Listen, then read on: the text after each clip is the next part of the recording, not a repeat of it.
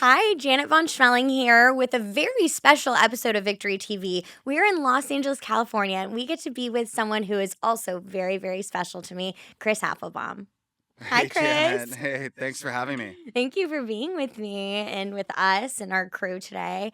It was so cool that we just got to get an awesome Prince story from you, very impromptu Prince story. Thank you Yeah. for sharing that with Yeah, us. yeah. Um, Chris, I'm gonna try to like not cry on the podcast because you are someone that this is like a full That's so circle sweet. moment for me. Like, I have been watching your work for so long, and I'm so glad that you get to sit with us. And I'm Oh, gonna let you thank you. talk so I don't cry. Um, but I really, really want to tell maybe one of my favorite stories that I know. I know you have Yeah, so yeah. many. But let's go back to the beginning. Okay. I What's kind know. of interesting Yeah. is that like last night I got invited to the Grammy Museum by some friends, and I went to go see the legendary LA punk band X, and they had made maybe like in '84 this movie came out called Unheard Music, and I was just a kid at the time, and I had no idea like if music video directing was just created, really, Mm-hmm. like nobody, like this job didn't exist like a couple years before. It's sort of like if you have an OnlyFans or if you're like Mm-hmm. an influencer, like Mm-hmm. your parents are never going to understand because like this just it wasn't a job. It's not even a legit job, really. I mean it is, but it wasn't 2 years ago. So I met the director who made the movie, and I went up to him and I said, people come up to me a lot and they tell me like I grew up, or I'd come back from school and watch your videos on TRL, and I'm a huge fan, and they'd people bring up different videos, but I'm always flattered by it, because I had no idea it meant something to people. So there I was able to last night I was able to like tell this, director, like, you were that guy for me, because there weren't any music videos, in the 80s, and there weren't like any really. I mean, there were, I mean, this is '84, so this is like when it's just starting out. There's Mm-hmm. like Duran Duran, a couple things, Yeah. but like he was like really, taken aback, and I could tell that it like made his night, to hear that from somebody. And he's like, "What did you do?" And I'm like, rattle off a couple things. He's like, "Oh, draws a blank, Yeah. because I'll say like, Stacy's mom, and he was like, he's older, Yeah. so like Yeah. I'm not his, I'm not his demographic, Meanwhile, but Stacy's mom, I remember watching that on MTV on my little purple TV upstairs, and awesome, I will never. purple. I Yep, I love had a that. little That's so tiny cool, little purple Janet. TV, and I watched that. So I actually wasn't allowed to have MTV in the house. My mom Wow. thought she had blocked it, but she didn't. Not in my room. So Okay. I got to watch all the music videos, and I remember Stacy's mom. I mean, like it was yesterday. And so I mean, Yeah. that's good, but you are that for me. So Oh, this is awesome. very, Yeah. Thank you. Thank you.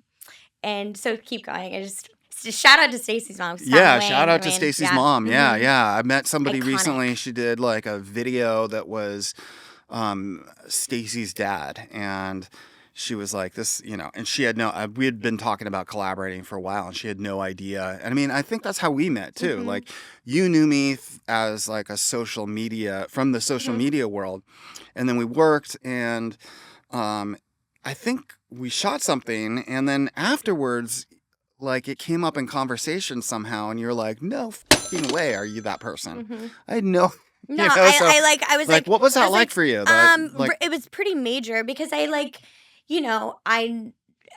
tend to know of you and to, love your work and know your work. And then for us to be working together on something else and then making that connection and being like, wait, he's the guy, he's my guy. Like, I get to do a yeah, I video remember with that him kind together. of took Like, you back. yeah, because I Yeah, mean, well, of course, we can get into like Rihanna's Umbrella, Miley Cyrus Party in the USA. These are all so freaking iconic. thanks. But like for me personally, I was like, okay, Hilary Duff, Right. Yeah. I Yeah. was like, La La Land, Demi Lovato. Like I Yes. Yeah. was, I was a girl with big Hollywood dreams in Mm-hmm. Florida, and I came out here right at 18, but like in that sweet spot of middle school, high school. I mean, these are the videos that I'm like, I want to make things like that. And when we were talking about, Natasha Bedingfield Unwritten, which Yeah. got a I resurgence on know, I know. TikTok. Good, good. So But good for her. yeah, so I mean, so Yeah. great. But let's I mean, I can sit here and just like flower because That's so I mean, sweet for you. and Sweet. That's no, nice. it's so true. I just feel like you were the first to do so many things, and now we see the imitation of that. Some of it's super flattering, some Right, of it I'm sure. sure is a little bit of a total knockoff Yeah, without yeah. giving any credit. Sure. But the reason that we're there at this point is because of what happened in that big moment that you had where you and, going back to the Mighty Mighty Bosstones, like, you guys were kind of like, F the label, we're going to do what we Right, want. yeah, sure, And sure. I'd love to tell that story because I feel like with Victory specifically, there's so many, our students, our families, our community, they face so many obstacles. Right, And if yeah. they didn't go with their gut, if they didn't, Right. persevere through that, they wouldn't have what they have today. And I feel like that is, a testament to you, Sure. really. Well, I mean, look, I mean, and that's you bring up a good, like an interesting notion, which is really like, how do you trust your gut? And then where do you draw from to like continue to go with it? And, it's different for every person, so I don't know what people's point of entry is for a story like this, but, just as a background, the one thing, I always, felt was a barrier for me was that when you are a director, when you're a filmmaker, you can't just get together and you can't just like pick up a camera and go. Like there's so much more that goes into it. You've got all the different people on the peripherals on set. I mean, we're sitting here on a podcast, and there's about 40. 50, 52, about like 60 people in the room here. But there's like you have to have like a big Mm-hmm. group of people. And so it's hard to mobilize Yeah, all those people. And it's like, if you want to do it independently, it's costly, absolutely. and, the era that I'm from, which, is, I mean, I'm still doing stuff where I pick up a camera and go, and I try to make it look great. But, if you rewind to the 90s to the 2000s when music videos were really in their heyday, um, a simple shot with one person with the camera and the artist wasn't something that anybody was interested in. It wasn't enough production value. And so like for me Fun story. to it's different than writing a song where you're inspired and you're like, I'm going to sing my heart out.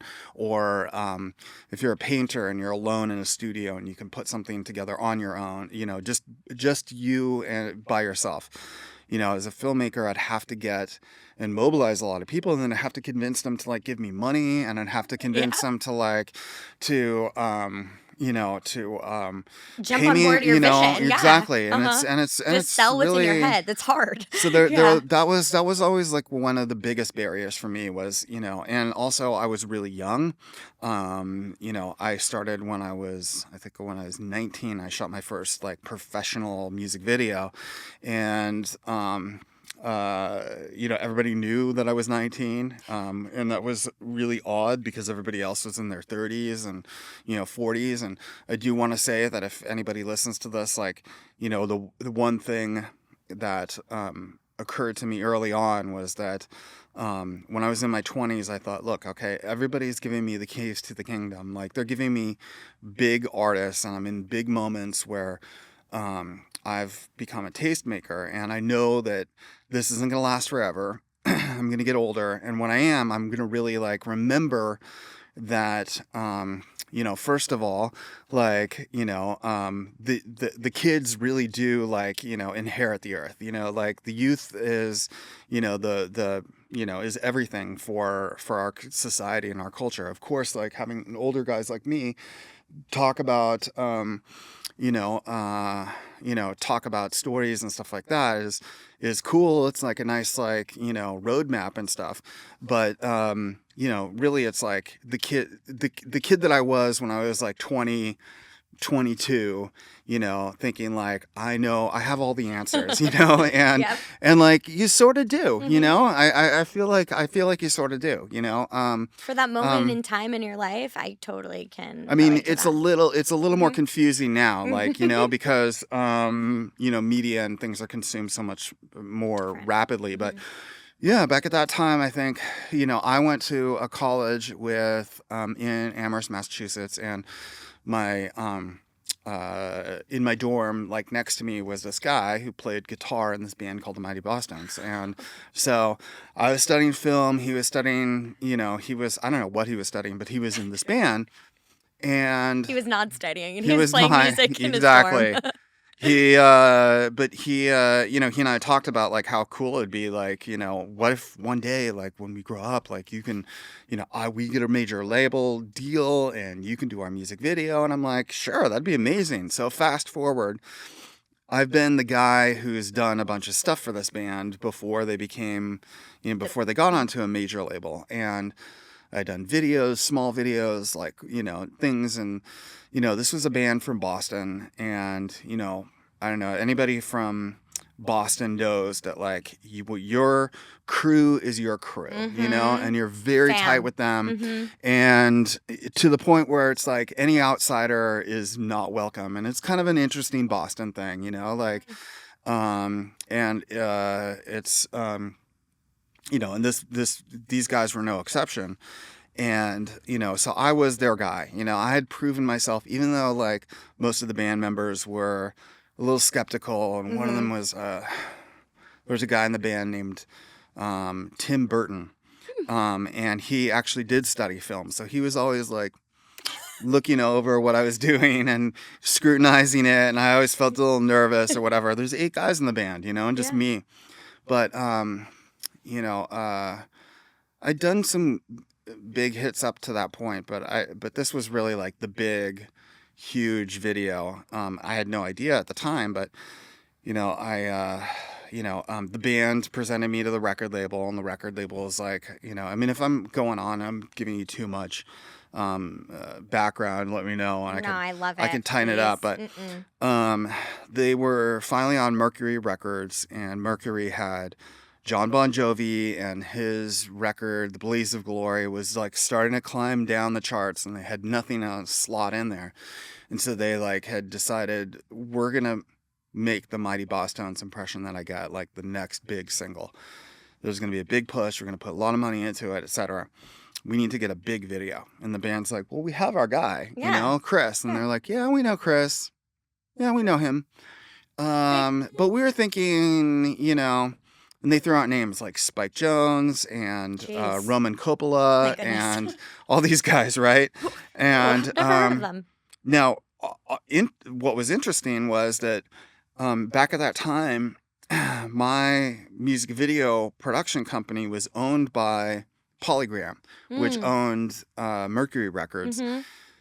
and it's called Propaganda Films, and all those directors were there, like Spike Jones and David Fincher, and not Roman Coppola, but there were a lot of people. And my we went ahead and started shooting this video, it was interesting because they said, we're gonna spend $200,000 on this music video. Mm-hmm. That's our budget, but if Chris does this, we honestly, like, we have to spend 100, because we need to be able to hold out some money to reshoot this with a big director if this doesn't work out. And I'd written this It's like concept that was like, okay, I planning know these plan guys B. exactly. And I knew this band, and the concept was really simple. It's like, they're a ska band. It's a white background. It's just these guys. It's just personality. I'm going to direct them to get this personality out of them and get these great performances. And, when you read something like that on paper and you're like, okay, we want a number one hit, and, Chris's treatment is the guys are performing in front of a white background, that doesn't Yeah, because they couldn't see what you saw. well, but And it's they just didn't it know the doesn't guys create a the lot way of you know the guys. It's You know? true, it's true, so it just wasn't that exciting for them, and they said, 100,000. I was like, well, in order for us to do that, we would have to, I'd have to do the music video for free. It'd have to the company would have to do something for free, which wasn't that big of a deal because, everything was under the Polygram heading anyway. It's like all So one like, for her. for the company to, and I know that a lot of music videos were done very inexpensively just to help Polygram Records out. I mean, they were actually owned by Philips, who had the patent, who owned the patent for the for DVDs, and so they were like, they needed a company that was going to be able to like bump out, content Yeah. and things like that. And they had those, DVD players and I and remember CD those players the and Philips TV. I think Philips, yeah. I had one to take on the airplane. I remember Yeah, a okay. tiny one. Yeah. There you go. There you go. Not purple like your TV, but No, it was okay. silver and bulky. Okay, yeah, But I had silver and one. bulky, right? Yes, they had those like things, and you're just like, it's It this was so whole heavy. thing, and you're like, Yeah. but this was interesting, and and I knew the woman who ran video, and I said, look, I'm gonna do it for free. This is gonna be, I know this is gonna be a good video, but if this goes into heavy rotation, will you pay my fee? And she said, absolutely. Her thinking, of course, what we'll do is we'll shoot this, we'll scrap it, and And we'll never have to pay him. either way, Yeah. still, even if they did, it would still be cheaper than $200,000 that they'd have to spend with somebody else. So the band, was getting a tremendous amount of pressure from the record label to like do something that they felt was going to be a big hit, and and you know how that system goes. Like, we're going to put up a lot of money into this, and even though you're an artist, we're going to expect that you are going to do what we say because of all the money that's on the line. And, so we went through the shoot, and, I'm trying to think, like, inside myself, I felt convicted that I knew that what I was shooting was the right thing. But on the outside, I also was extremely nervous because nobody was supporting me. The band was sort of like half in, half out, kind of. The band was on the fence as well. And one of the things that happened during the shoot was that they started getting treatments in from other directors. So like they had a stack during of like shoot? During the shoot, and I knew about it, like, because there were directors at the company, and my company was great. They were like, listen, just want to let you know that we have these 3 directors, and the label requested we get treatments from them, and just want to let you know so that you don't feel offended. A couple of the directors felt a little weird about it, but they still. Everybody loves this band. Everybody loves this song. We know it's going to be a big hit, and so they want to be a part of it. So while we're shooting, their schedule was so tight that to deliver this, that while we were shooting, they were getting treatments in from other directors, and I would see like, because there's 8 guys in the band, so we'd have one guy shoot, and then he would leave, and then I'd do another thing, and so like the band was cycling out and going into this part of the studio I could see in the distance where like they sat down and they'd have a treatment and they would read it. It's so awkward. So on my set, said that they were like, we don't believe in this video at all. Yep. Let's make it a little bit more awkward and send treatments for other ideas yes. on your set. Which, honestly, like, not only awkward, but I just started thinking I just thought, like, I've got to, like, have tunnel vision here because, like... No, you can't let that I can affect see your off into the creative flow. distance, and I can see, like, when we're breaking this setup, like, that, the lead singer is going over, and he's like... And they're having, I'm seeing them having animated, like... like hand movements when they're discussing, and You're like seeing the they're, band be excited about someone else's idea. and Yeah. and I've seen the record label being Yeah. excited about these other ideas, and That's hard you to stay know, focused. it is a little Yeah. tricky, Yeah. and it was a long day, but I somehow thought that this was a This is really it. cool formula. Mhm.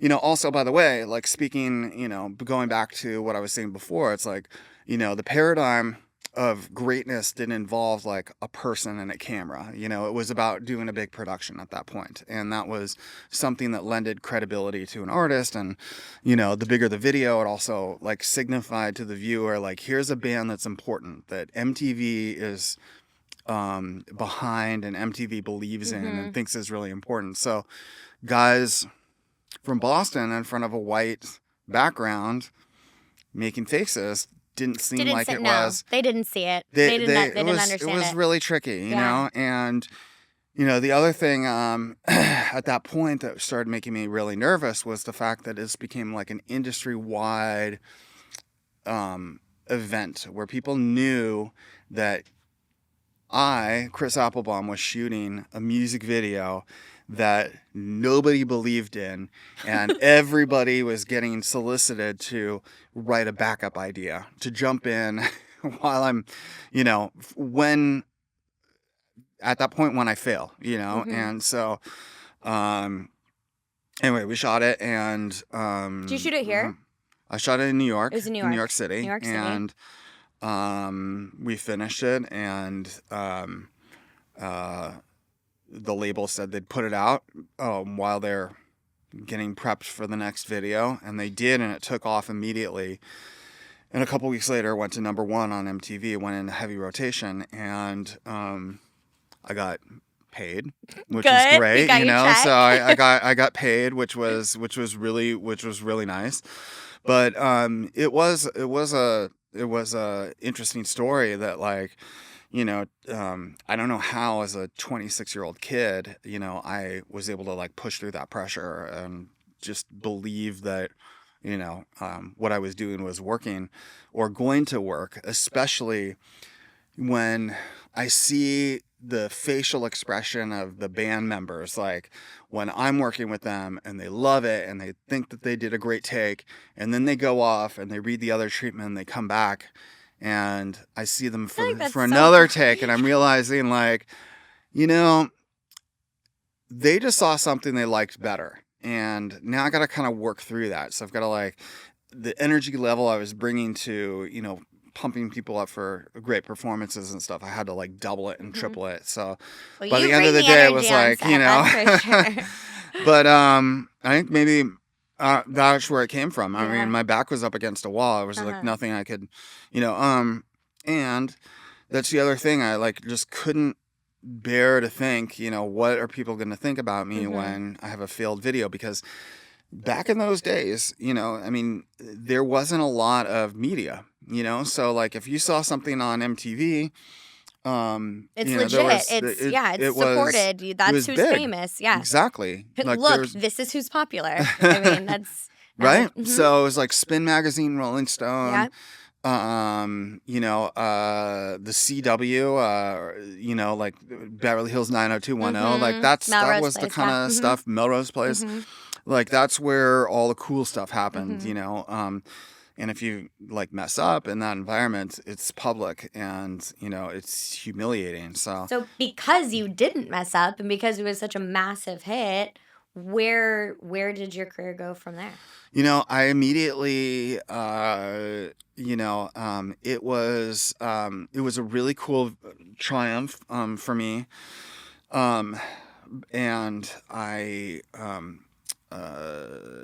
decided, like, I'm spending so much time in Los Angeles, I'm going to move. I lived in New York at the time, and I came and moved out to LA, and I lived in this crazy house in Elysian Park. And I had my roommate from college. He called me up, or not a roommate, but a friend from college. He called me up. He's like, I'm driving on the freeway with my girlfriend, and she got really mad and kicked in the windshield on the freeway, and now I have to find a place to live. So I'm like, just you can come. I've got like 3 bedrooms. So he moved into one of the bedrooms, and he was a writer, and he was so spacey, and he would do things like he would leave for the day, and he'd forget to close the front door. So I'd come back, and there would be like raccoons in the house, and like if there was any food out on, like there were like, like animal services came a couple times, and because how do you get a raccoon out of your Mm-hmm. house? Like that's not easy. But I moved out to LA and was living here and started doing more videos. I think what it did is it gave me an opportunity to be seen as one of the players in that Mm-hmm. field, Space. even though Mm-hmm. it's like there were so many other people that had come before me. And I always thought like, okay, if you're really a good director, if you're like a really big director, you're directing bands like Nirvana and Pearl Jam and, Madonna, and Mm-hmm. Prince, like those are the big artists. Mm-hmm. I'm still on my way, Yeah. but it did certainly for that type of music, for alternative rock music, it gave me um, the opportunity to be seen as maybe somebody a little bit more legitimate. And because that was on MTV and that those were MTV videos, like were those labels just starting to just reach out to you? Yeah, and things were really, but listen, there were so many great directors at that time. Like, Yeah, I was like, things were I was really. like, so we're talking about what year? I think that was 1996 or 97. Okay. Yep. So, we've got Spike Jonze, Roman Coppola is really popular. There are just so many people, and then on the rock, then like the really big directors were like David Fincher, who was doing Aerosmith, and you know, um, And this stuff like that. and then we get into kind of like a pop star phase here Yeah, with yeah, like Britney yeah, Spears, yeah. going to Rihanna, and congratulations on Miley Cyrus Party in the USA. Thank It's you. over a billion, like Yeah, well over yeah, a billion. But that's yeah. not your first billion view, right? You have some No, other no. I ones. think, yeah, Rihanna's Umbrella got over a billion views. And I don't think there are a lot of videos that have gotten over a Mm-mm. billion views. I mean, there are some when I'm looking back and I'm like, whoa, really? That one? And it sort of makes sense because, like, even though, like, I didn't, watch or care that much about Justin Bieber. Yeah, Yeah, sorry. Justin Timby. He's Yeah. had like a couple Mm-hmm. billion videos, Yeah. billion view videos and Mm-hmm. things like that. But it's really cool. I'm really excited to have gotten that many views from something, like it means a lot of people have seen it, or it means that there are like 10,000 people that have seen it a lot. No, I think it's the latter. I think no. I think you have a lot of people, but you also have repeat Yeah. customers Yeah. like myself, Okay. who Cool. definitely watch those Thanks, videos. Janet. Chris, Thank you. I just feel so honored to be your friend and to have worked with you and to just talk to you today. I feel like I need Likewise. to launch Planet Janet podcast and just sit with you and we can talk about Okay. all I'm of the in. I'm in. I'm things in. pop star related because that was so my childhood. Well, I think And I mean, I think I wrote my text back to you, and I asked you, you asked me to do this, and I said yes, and then later on I asked you like, what did what do we you talk want? about? What do you want to do? And I think in my note I said, I love you, Janet. So whatever you need. That's So, that is but exactly what you said. And I feel so grateful for it's our sweet of you to friendship. say. Thank you. And we're gonna make something soon. I feel that Let's go. again. Let's go. And maybe it's a victory commercial. Okay. Let's Okay. go. Let's go. Yeah. Do you guys get that? You said Yeah. yes. Okay. Done. Well, I'm so sad that our time is over. We just heard some incredible stories Wait, from wait, Chris wait, wait, wait, Applebaum. wait. Time is over. Wait. Don't. What time is it? It's only 12:40. Come on. Let's do another. So we just got some amazing stories with Chris Applebaum, and I tried to say goodbye, and he doesn't want to leave us. So we're going to continue and have two special guests with us, Master Chat and Master Espinosa. We're very excited to see what stories come up next.